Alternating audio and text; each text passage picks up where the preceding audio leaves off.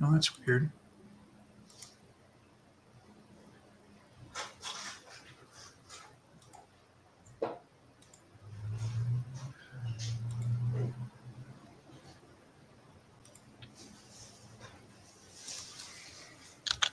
No, I had an issue with Instagram. Okay.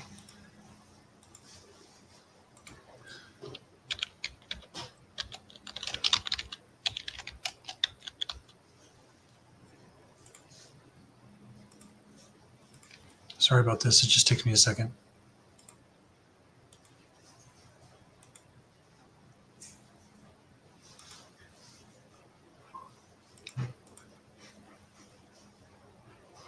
All right, let's just forget about that. Well, thank you for joining us today. My name is Byron, and I have Tom. Tom, you want to introduce yourself? Hello, everybody. And we're here to help you help managers win. And today we're a little bit late because Tom and I had some meetings this morning back to back with some prospective clients, some wonderful people, and it was really cool because we got to meet some people from different parts of the world even today. Tom, It was very stimulating conversation, but now we're focused on helping managers win. Yeah, so we've been at this since the first of the year, and it's really been a lot of fun. I've really enjoyed the conversations that you and I have had, Tom, and even the times when I've been able to kind of keep the fort on my own. It's really fun, the idea of trying to be creative on how we can help managers win with the whole idea of helping them understand that. Again, I want to just reintroduce this concept of what strategy is, of a people strategy, of helping you with your teams of people, and you all have a job to do. You all are trying to get to the part of your job that Jack Welch would talk about is execution. That's the business results. But I love the definition, and this definition actually comes from Tom. So Tom, can you share with us your definition of strategy? Strategy is a question. What are you counting on to win? So the first step is being clear on what a win is, and many times they're not. And when you ask people, what is a strategy? They almost say plan. Well, plan comes out of strategy, but is it conceivable that you have a comprehensive plan that's pretty good and no tools or no resources to get it done? So the strategy is just, what is a win? What does it look like? And what are you counting on to win? So when you think of yourself, I mean, you might be in a situation where you have a team of people and you're tuning into this or listening to this because you want to be a better manager, and that would be an excellent reason why to kind of follow what we're talking about here and helping managers win. Or you can maybe be a level up where you have managers that report into you. You're a director or a VP. No matter what, the idea of what are you in your job, what are you counting on to win? And more than likely, you're counting on your people to execute. You're counting on your people to deliver. You're counting on your people to do their job. Wouldn't you agree with that, Tom? I do indeed. It's something that I'm not a huge Bill Belichick fan. And Bill Belichick was the famous and infamous head football coach for the New England Patriots and their dynastic run through the NFL in the from the early part of the 2000s until just a few years ago. They ended up winning 6 Super Bowls under Coach Belichick's leadership, along with just one small component of Tom Brady as their quarterback. But one of the things that Belichick is famous for is this, and he has it written in their locker room, written in the hallway, and it's really simple, and it's very short, and in some ways it can be interpreted as curt. And I want to hear Tom's thought on this, but it's something really simple. And Tom, do you know what I'm about to say? I don't. It's do your job. And he has been saying that even in his days when he was the head coach at the Cleveland Browns. He has been saying, do your job. And I had the opportunity years ago to ask an NFL coach. He was the head coach at the time, he was the head coach of the Detroit Lions. And we knew him as a family friend, and he was the head coach. He was the head coach at Arizona State University. And before that, he was the head coach at Michigan State University. Because I asked him, I said, how difficult is it to motivate adults? I mean, grown men. And he just looked at me like, wow, that's actually a really good question. And I was just a young person. I was like, 20, 21, 22 years old. He's like, yeah, let's sit down. So I went into his office and we sat down and we talked. And then we talked for a couple of hours about leadership, about the NFL, about coaching. And he said the biggest difference between him coaching at the collegiate level, and he actually started his coaching career, I think it was actually in the military, actually, ironically, because back in the day, some of our armed forces had football teams of all things. And he was a coach there. And then he became a coach at the collegiate level. And then he became an NFL coach. And he said, when you're coaching men, there's a certain amount of freedom and autonomy and agency. He didn't use that word. I'm using that word. Agency that they bring into their job that you simply kind of expect them to kind of be mature, to be adults. And I think he maybe intimated the idea of what Belichick was saying, because this is way before Belichick's time. But it is the idea. I can't imagine how much pressure it would be to be a head NFL coach. But the point of do your job is really, in many ways, that's what a lot of managers, especially managers of managers, people who are at the very, very tippy top of your organization, you're really expecting the people that are in your organization to do their job. Any thoughts, Tom? Definitely. So to give you context, this series that we're doing came out of a manager's report by Predictive Index. And what they identified is a lot of misery in the middle manager world, but it would go to the higher levels as well. And part of that misery is you had individual contributors who got promoted because they were darn good and they did their job and they did it well. But your job is very different when you're a manager, because now you are evaluated on getting the best out of your people. And many times the training, it's a different skill. So you have someone using Blanchard's level, that's a language, a D1 when it comes to supervising others, but they're a D4 when it comes to doing their job as an individual contributor. There's a tendency to say, if I got to get it done, I got to do it myself. So they've never learned delegation. They've never learned conflict management. And so I'm excited about this, because first thing we have to do is recognize your job isn't often what you think it is. And I'm looking at my tile, not yours, Byron, but I've done a good job on the wrong thing many times. So know your job, know what success looks like, know what a win knows, and then know that there's skills you don't have, and don't be embarrassed. Get the skills, close the skill gap. Starts with data, and it starts with an understanding. What is the business strategy? What is the people strategy? And what does success look like? Because if you're doing it yourself, even if you make the deadline, you're burning out and your people are not developing. Really well said. And I think that going back to the definition of strategy, what are you counting on to win? You're counting on your people to follow through, to deliver. And to Tom's point, I think it's really important that you are as specific as you possibly can, and that you're able to, first of all, you have to understand what your people are being asked to do. You have to understand their role. You have to understand their job description. And you also have to understand them as individuals, as people. And in many ways, you also have to understand their world, their sphere of influence, what they're bringing to work every single day. But you also have to understand your job, what is being required of you, what is being asked of you, what are you counting on to win for your job? And all those moving pieces, all that turns into this idea of Predictive Index has this motto: better work, better world.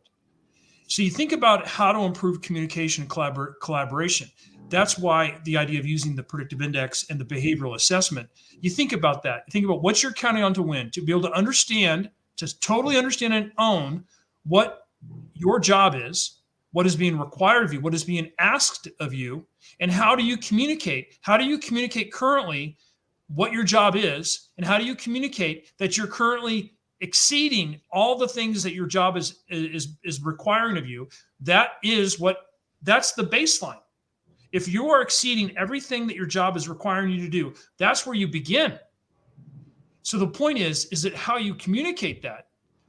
If you don't know how to communicate that, that means your bosses and your boss's boss aren't receiving that information from you, and they don't know what you're doing. So they don't know if they can count on you to win. Any thoughts, Tom? Yes, and I want to mention that when you glance at this visual, all four of those bullets are integrally related to one another. And today, what we're focusing on is developing yourself and your counterparts, which instantly moves to improving communication. But if you don't understand that you have a different style than your counterpart, your communication might be verbally sound, but it's not resonating because people have different drives and needs, which we talked about last week and we'll keep coming back to. So today we're going to just look at what does it mean to bring your whole self to work?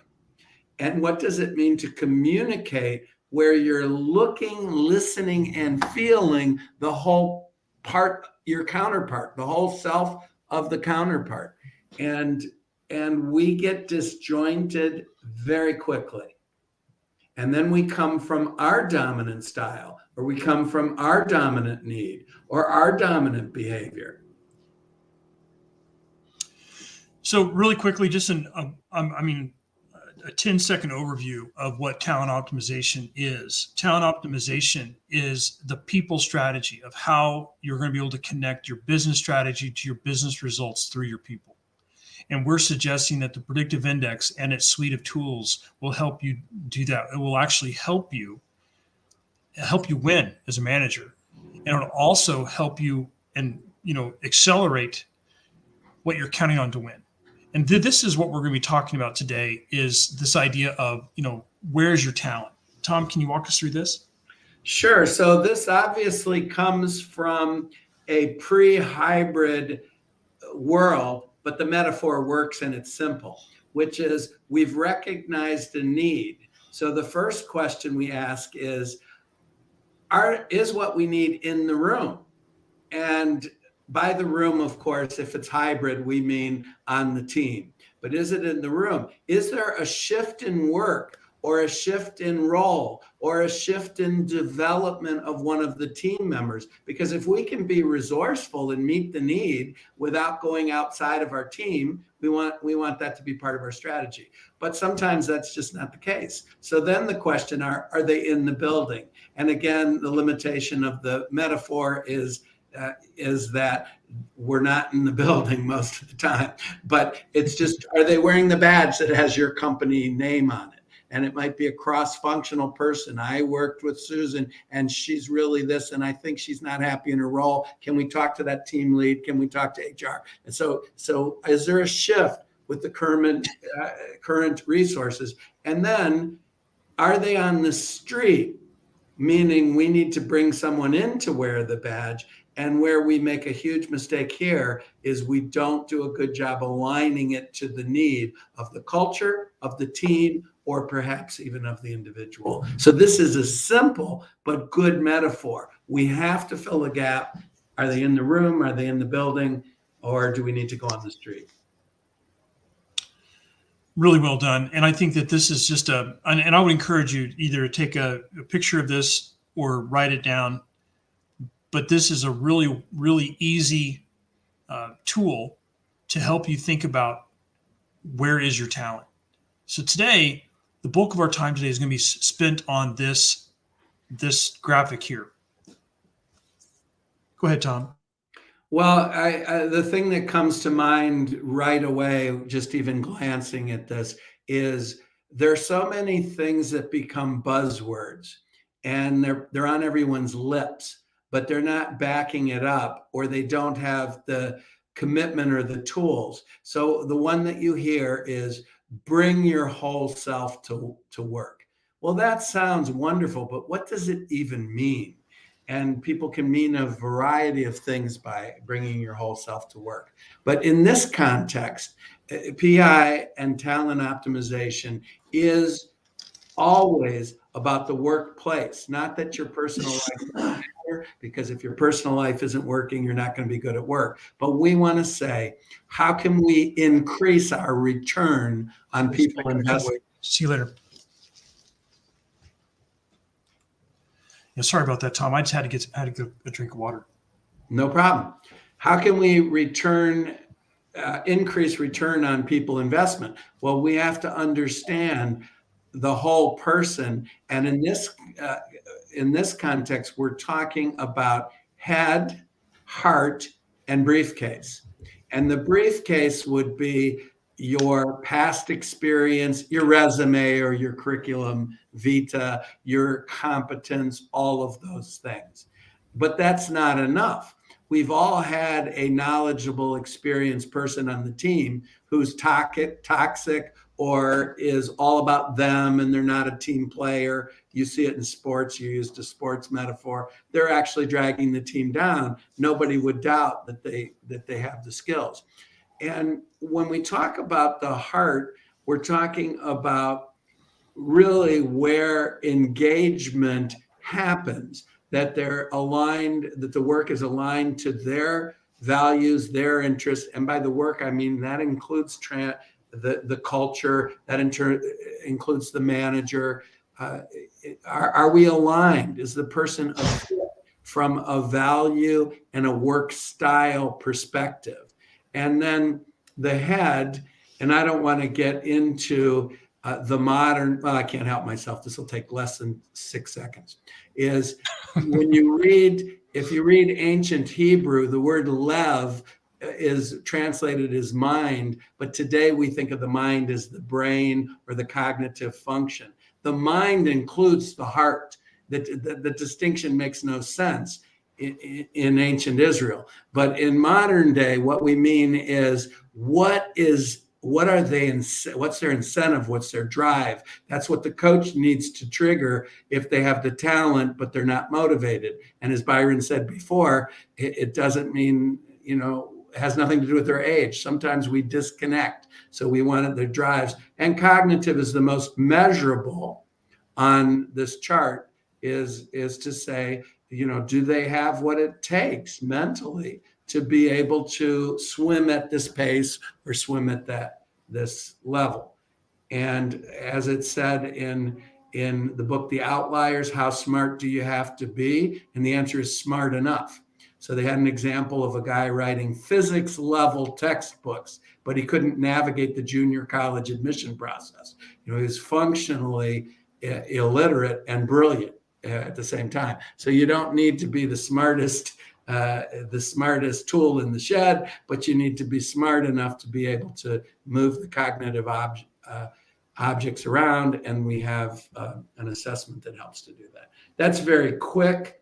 And at the heart of all this is, of course, the behavioral assessment, which, as we said before, and we'll keep repeating, it measures the strengths of 4 drives, which indicates the relationship of one to another, indicates how predictive certain behaviors, that's why it's called predictive index. And we're willing, if any of you want to experience it, Byron will tell you at the end. Oh, he put the little clicker on there. So buy our stock today, raise your hand, fewer than 6 minutes to complete, rich with information, and we'll even do a 30-minute read back, and you can see how we pull some of this together.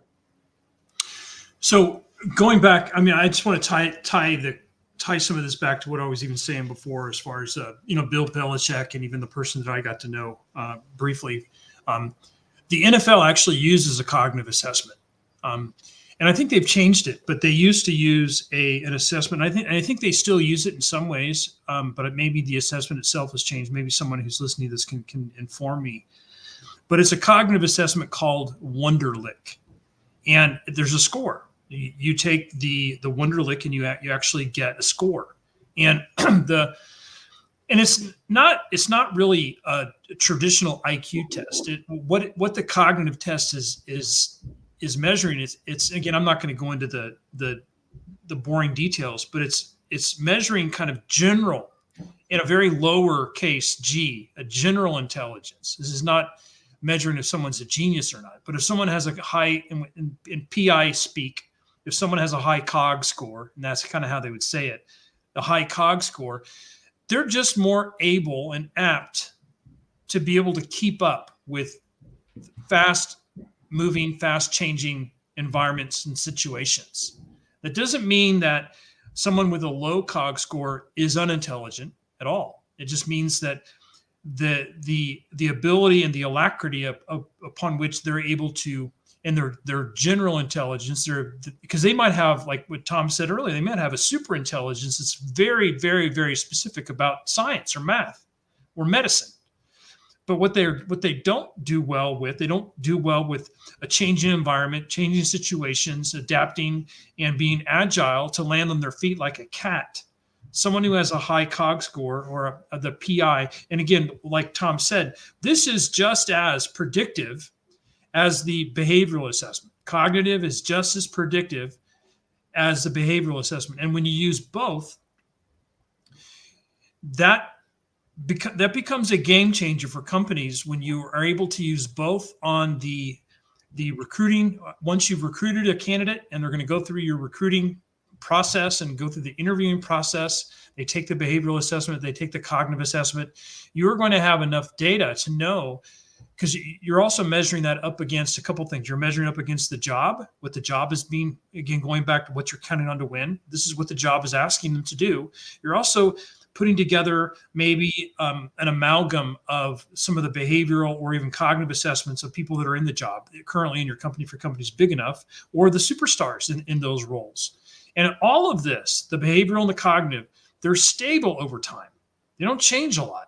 So once someone, once they're a fully formed self, and for men, that's anywhere between the ages of 23 and 25. Women are a lot faster than us men.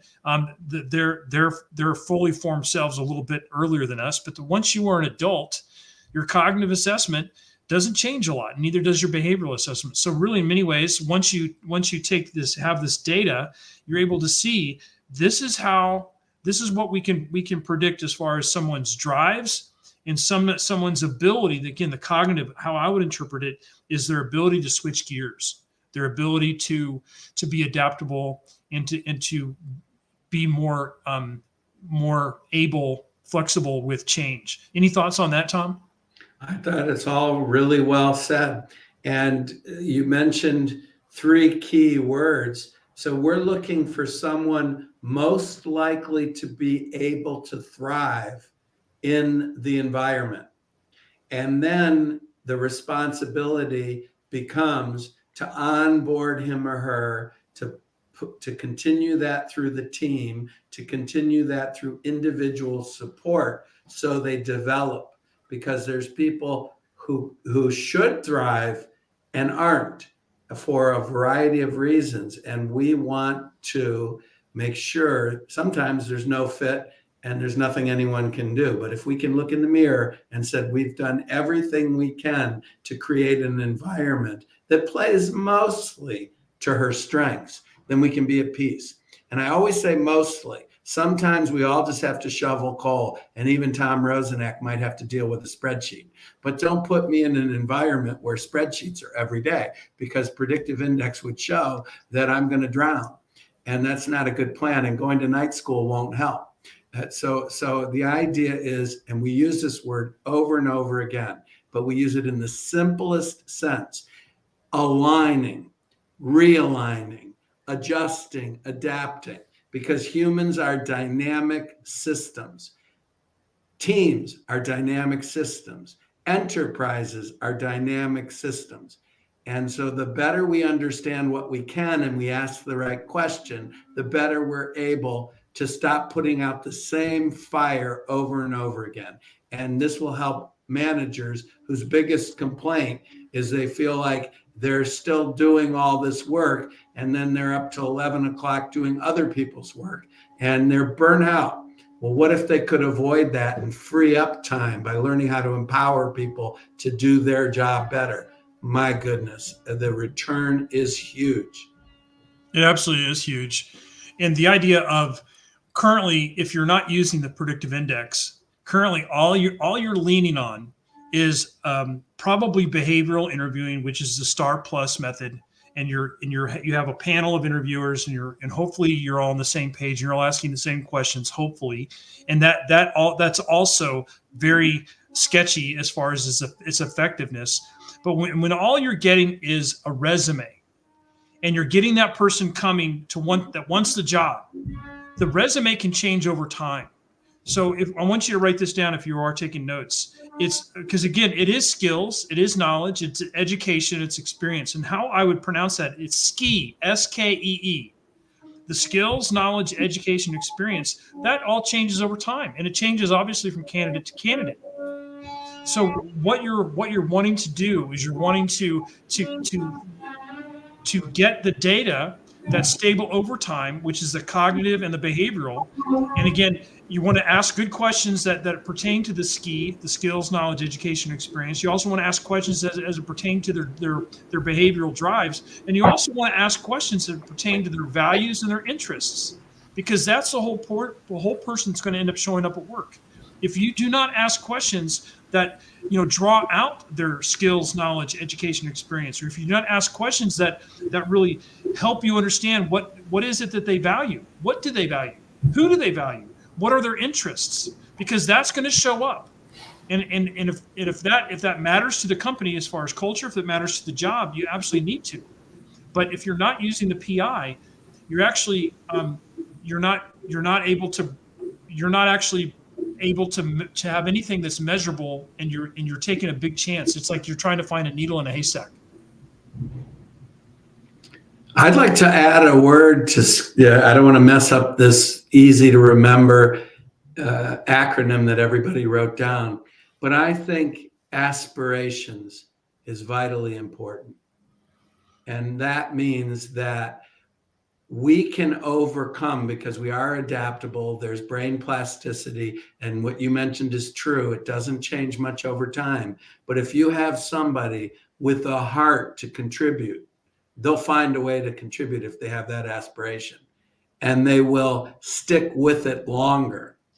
And we've seen many cases where people start slow, but they really value the company or the tough boss who is tough on the issue, but not the person. And they'll bust their tail feathers. And the world, when the world sees one of these people, that changes the world. So keep your skis underneath you, but also recognize that aspiration is a huge predictor of success. Yeah, and I think that's also, in many ways, it's a function of the heart. It's their values and interests. It's a heart-centered thing. Yeah. It's difficult to measure, but if you don't ask about it and you don't pay attention, you're missing a huge motivator. And it's an internal motivator, but if you're not creating an environment that triggers it, they're likely to take that internal motivator somewhere else. Well, 100%. And Daniel Pink talks about this as far as, that internal drive of motivation and aspiration. But I do think that no matter what, you are interviewing, whether or not you like it or not, you're interviewing their drives, their cognitive, their as far as their alacrity and their ability to change gears. If you're using an assessment like the PI, great, because you actually have the data. But they're bringing that to their interview. I promise you they are. In many ways, they're trying to cover up whatever blind spot they may have, because they're wanting to present their best self. And human beings can present their best self for quite a long time, and it's not even remotely even near what they are. But the thing is, what's scary is that if to Tom's point, if you're not interviewing the values, interests, and aspirations, what Daniel Pink calls that motivation or that drive, then you're missing a huge part of that person.